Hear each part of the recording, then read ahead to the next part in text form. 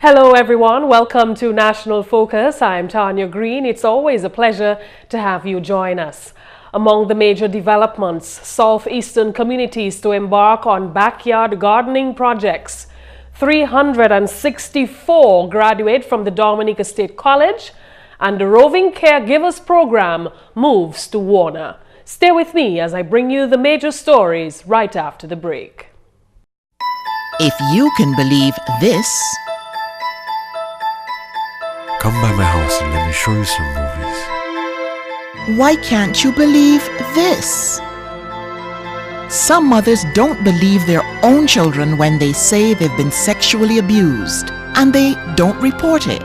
Remember, if anyone asks to see or touch their private parts, touches them inappropriately, shows them or forces them to touch one's private parts, has sex with them, shows them pornographic material, or deliberately lets them hear or see the act of sex, then it is sexual abuse.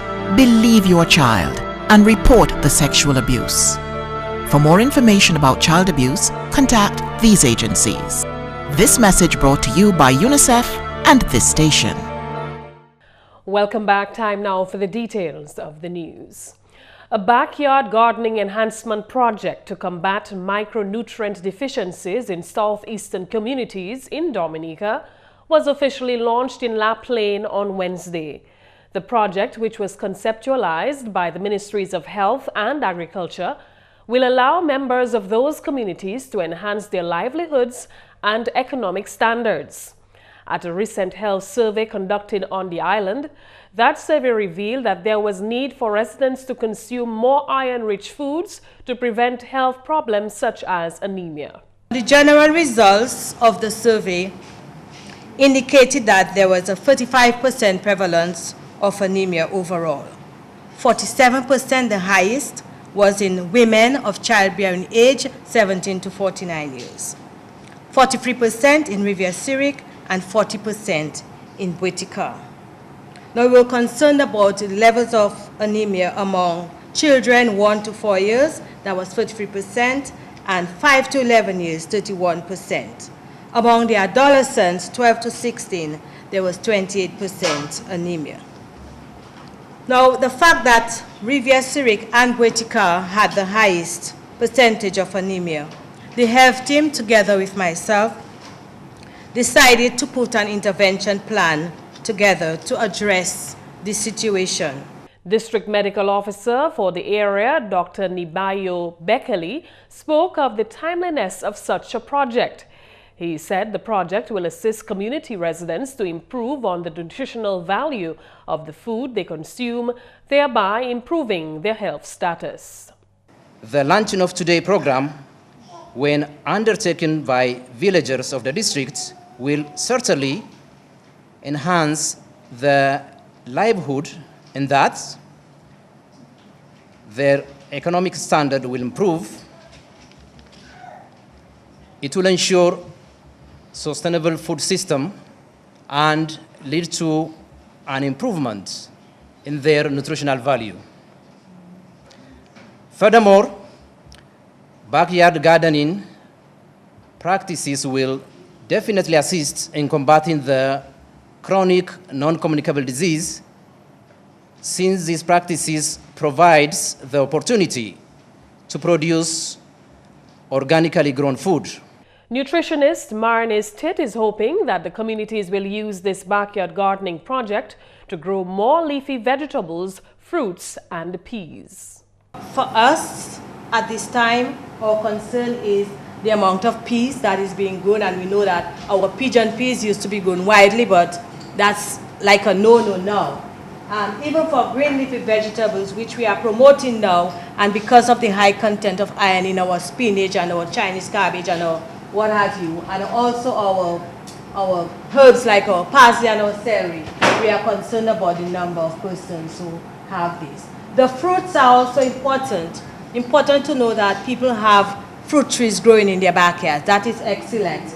But 18 out of 29, we're still not happy, with that. We need to see more of that. And the reason for that, because fruits play such an important role, especially our citrus fruits, because it plays such an important role in the absorption of iron. So we need to look at that. Director of Agriculture Ricky Brumont has welcomed the initiative. This is vitally important for us, by way of welcome, yes. This is vitally important for us, and it is something that this office is looking forward to, and importantly, it will make a vital change to our health, our nutrition status in the Southeast, and we, all of us, Ministry of Health and the Ministry of Agriculture and all the stakeholders, including the communities, are looking forward to that. The launching of the Backyard Gardening Enhancement Project coincided with local activities to mark World Food Day on October 16. Next Thursday, October 24, begins another tourist season for the island, marked by 2 cruise ship calls on that day, totaling the arrival of about 2,500 visitors.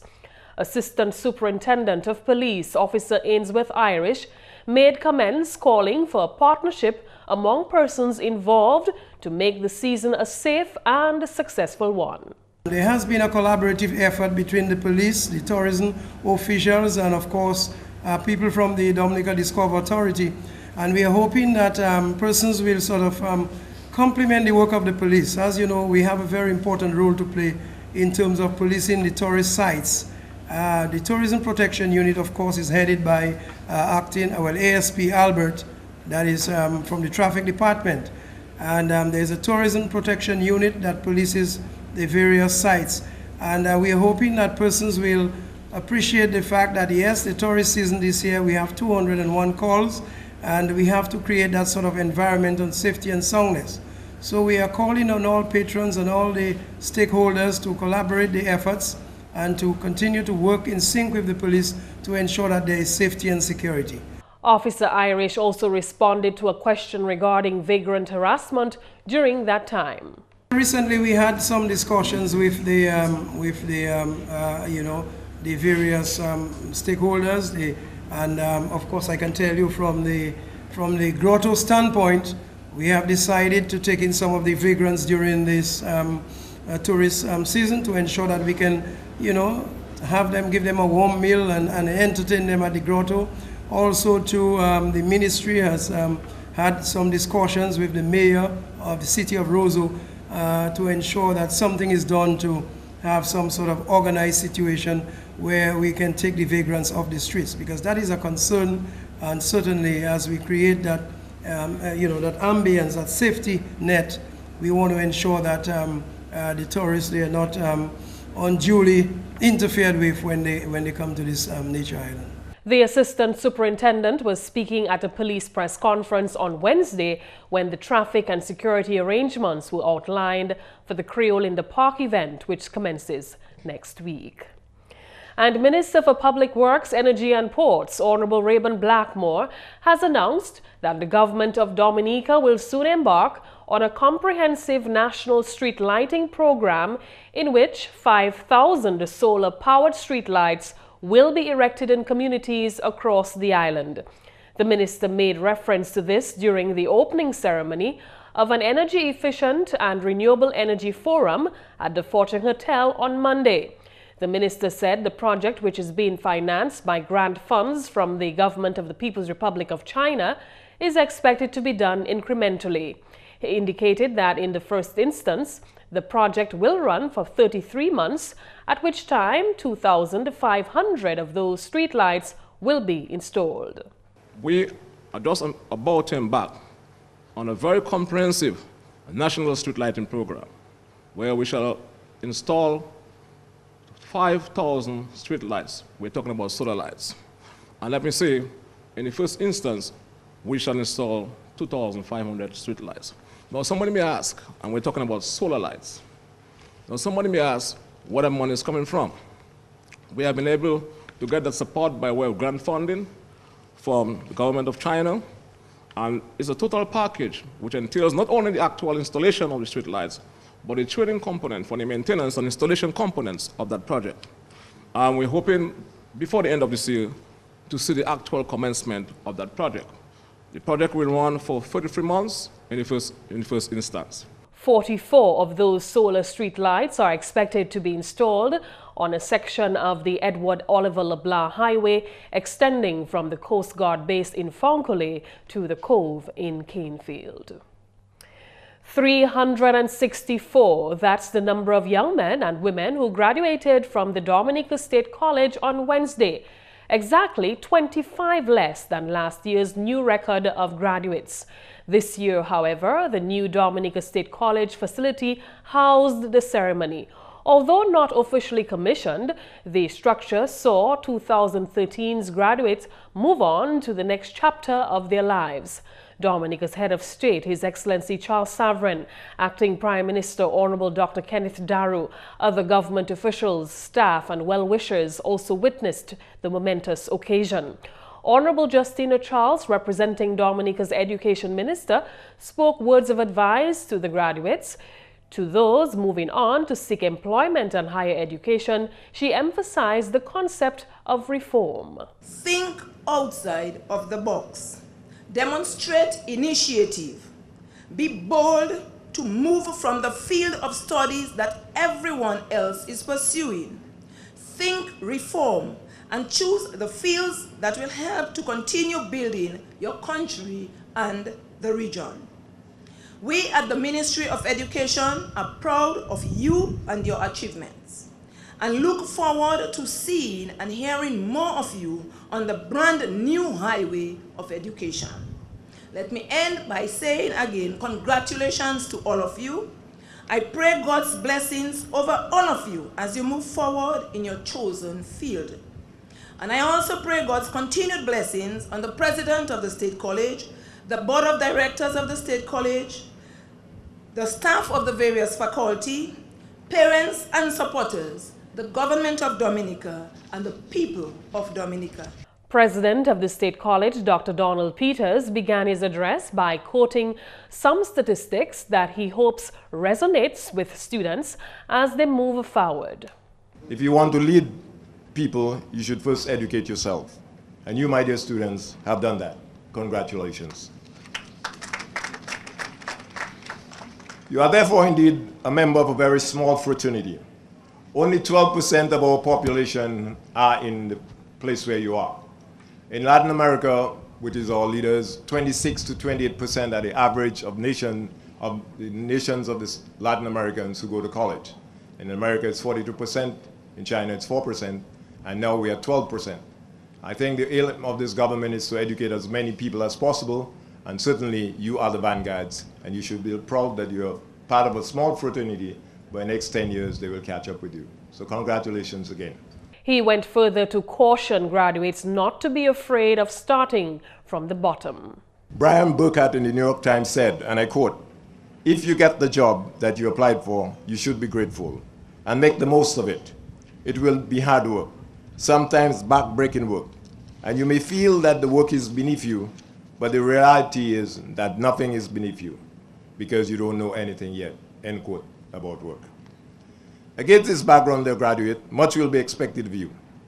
You are entering a Dominica workforce that is in dire need of your young mind and energy. A Dominica looking for solutions to old problems. A Dominica still mired in the old ways of working as little as we can and getting paid as much as we can. So what will you have to do to move Dominica forward? You have, my dear, to shift the whole paradigm from one of complaining to one of doing. Today, some in our country are complaining about unemployment, yet each day I encounter farmers and others looking for people to work the land or maintain a house or iron shirts or go pick up children and do errands. But we all are looking for jobs that look good. We want to dress up and look for white-collar jobs. And that is fine to seek those jobs, but there are just so many white-collar jobs. Work, my friend, is about making money, an honest income. The event's keynote speaker was Dominican Dr. Shaila Esprit. She explored 4 points for which she wanted the new graduates to prepare. The first was to create. Here at Dominica State College, you have been given a unique set of critical thinking skills, pairing liberal arts education with specialized training in your majors to help answer some critical questions about your individual lives and communities. You are now responsible for more than the who's and what's, but also the why's and the how's. In order to build a more just and civil society, you must own the right and responsibility to proudly ask, why do we need a more educated citizenry? And how can I be a part of building this life? Whether it's in the corporate world or in a service profession, whether you decide that you will be one of the pioneers in a new generation of agricultural technology or become a videographer in the region's burgeoning film industry, you have to see yourself as a leader in the process of creating and building your projects and your profession. She followed that point with urges to destroy, to make space for creativity, to protect and to feel for others. The 364 graduates earned associate degrees in fields of education, applied arts and technology, and arts and sciences. One student earned her bachelor's in nursing. 35 program awards and 4 faculty awards were granted to deserving students. Denzel Guy earned the coveted valedictorian award, 3 program awards, and 1 faculty award.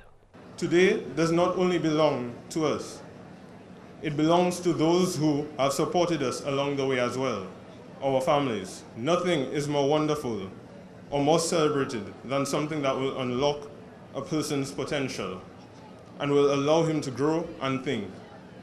This is indeed the gift that we have been given, and that now guides us into the future as a positive change. He made special mention of the government of Dominica for what he called its support and investment in education. The Roosevelt Skerritt government has invested over $33 million in the new state college structure and is in the process of reforming the quality of its lecturers. Just last week, the Ministry of Finance, headed by Prime Minister Honorable Roosevelt Skerritt, donated $100,000 to the creation of a student aid fund. This was the Dominica State College's 11th anniversary commencement exercise. And the Roving Caregivers Program, referred to as the RCP, an Early Childhood Development Initiative, continues to touch the lives of children of preschool age in communities across Dominica. Since its inception, more than 2,200 children, 2,000 plus parents, 57 caregivers, and over 3,000 community members have participated in the Roving Caregivers Program. The program, which has been established in several communities across the country, was formally launched in Warner on Wednesday, with 14 children registered and 28 parents participating. Project manager of the RCP, Austin Lockhart, spoke of the benefits of the RCP thus far. There have been several evaluations and studies conducted on the program, indicating in summary that children who have benefited from the RCP reach their developmental potential significantly better than those of matched backgrounds, and the gains realized are significant enough to warrant the intervention continuing. A 2009 evaluation of the RCP further indicated that the program has helped develop the children's level of self-confidence and esteem, and has shown that children who have engaged in early stimulation demonstrate enhanced cognitive development and socialization skills and are better prepared for entry into preschool. The RCP project manager told yesterday's launch of the program in Warner that children are not the only ones benefiting from this program. The training has helped parents to understand their children, how to communicate and interact with them, and their parenting skills enhanced. Parents understand the need to spend quality time with their children. Developmental problems in children may be detected early and addressed. In 2010, the National Bank of Dominica made available over $300,000 for the expansion of the RCP in 10 new communities within a 3-year period. At present, the RCP is present in 10 new communities, bringing the total number of communities to 23. The new communities include Marigot, Concord, Penville, St. Joseph, Gutter Community, Silver Lake, Tarish Pit, Yam Peace, Grand Fond, and now Warner. The RCP will soon be expanded into the 11th community with the support of the East Dominica Children's Federation, an affiliate of Child Fund Caribbean. The government of Dominica and the European Union is getting ready to undertake an agriculture census come March 2014. The census will be carried out primarily to assist government to make more informed decisions as far as agricultural development is concerned. On Thursday, a consultation to prepare stakeholders for the activity took place at the Public Service Union Building in Roseau. Angus McIntyre, the program officer at the EU National Authorizing Office responsible for coordinating the banana accompanying measures or BAM activities in Dominica, explained to GIS News what Thursday's consultation was all about. The census is going to be actually conducted in March of 2014. But before we actually go to enumerate or basically seek the information from the farmers, we need to have a series of activities leading up to that. And the first one we're having today is the stakeholders consultation, where we have invited all the stakeholders, cross-sector of the society of the industries, to really seek their inputting forward a questionnaire that will already give us the information that we want. Meantime, Vanessa Prevost of the Dominica Organic Agricultural Movement DOME is supportive of plans for such an agriculture census. Having an agricultural census is extremely important to development of agriculture. It allows the ministry and the government to make decisions based on actual facts and figures as opposed to guessing. It's very important to know exactly what crops we have, what animals we have, who is farming, who is not farming anymore, in order to make, as I said, informed decisions, policy decisions to assist farmers in future. And that's the English segment of the news. McPherson St. Luce comes up next with the Creole highlights. Allô tout le monde, bienvenue à cette nouvelle en créole. Non, moi, c'est McPherson St. Luce. Premièrement, police Dominique mettait toute mise en place pour contrôler le trafic en ville Roseau pour festival Creole in the Park. Yo aussi ka ba moun bon avis pour protection voiture. Parole ça là sorti de ESP David Andrew. Nous ni autant voiture en arrondissement là, so nous tenons chef Mouché Albert, ESP Albert, et qui chef trafic, il était capable parler aussi contre la moun supposé mettez voiture, là il pas pour traverser et puis là il a quitté voiture, il fait ça il a la clé, c'est la porte là, pas quitter un bagage qui est important. Si c'est bagay télévision, c'est bagay laptop, pas quitter ces bagages ça là, moun savoué. Parce que tout ça, ce qu'il fait, c'est tenter. Ce qu'il tenter, c'est voler pour croiser ces motocars. Nous avons moun assis voiture, police assis voiture, car patrol tout partout. Nous avons police assis pied, car garder ces bagages ça pour pêcher crime fait. Parce que nous voulons ni un bon nom pour Dominique.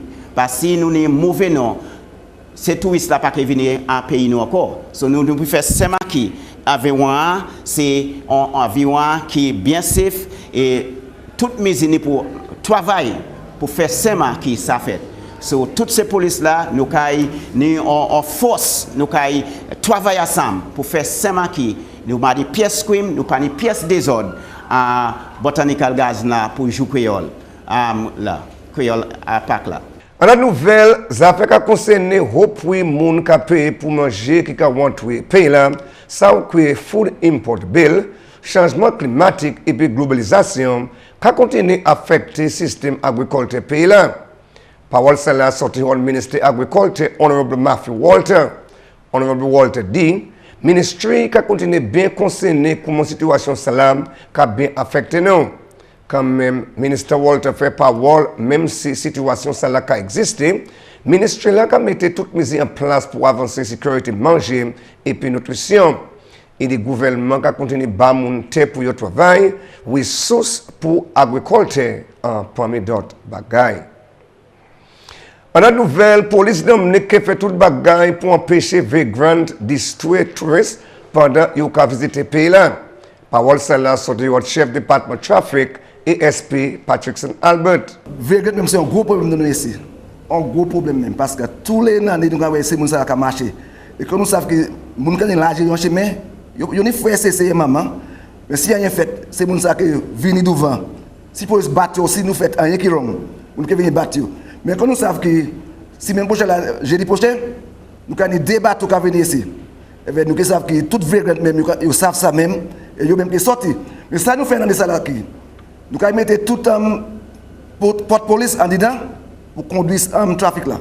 Mais nous, police, nous n'avons pas tolérer dehors pour un gens qui veulent même pas ça parler ou interférer avec les touristes. Si ils interfèrent, nous ne passons pas comme ça, mais si ils font rien, nous avons mener en celle là, mener au grotto. Mais autre que ça, nous passons pas à battre, mener rien. Mais nous mener dans le grotto, mais nous nous conduisons par les comme ça là. Ça c'est qui a embêté nous même. Et puis finalement, le gouvernement Dominica a tapé support pour le développement énergie géothermique. C'est pour ça là qu'a sorti votre compagnie Dominic. Selon General Manager Colin Cover, développement géothermique a offert solution pour meilleure manière l'électricité en pays là. Et des situations à présent, compagnie là a dépensé trop l'argent pour conduire le système light en Dominique. Et des projets géothermiques qui l'a cautionné pour l'électricité descendre bien bas. Quand même, si la situation est là, pas supposé gaspiller selon M. Kova. Messieurs, mesdames, ça c'est tout pour nous faire la créole pour présent. Non, moi, c'est McPherson, c'est Luce. Qu'à de tout le monde, en bonne saison, à dépendant. Au revoir. Coming up on the tip of the day, we'll tell you why you should get regular eye checks. Stay with us. Do you have uncovered water storage drums around your home? Do you dispose of old tires, cans and old containers capable of holding water anywhere in your environment? Are you being bitten by mosquitoes, particularly at dusk and early morning? Do you keep houseplants in water? Do you spend your hard-earned cash to control mosquitoes? Has your community experienced dengue fever outbreaks? If your answer is yes to at least 3 questions above, you are at risk to dengue fever. Join the fight against dengue fever. The responsibility for a dengue-free Dominica lies with you. So, get rid of the Aedes aegypti mosquito.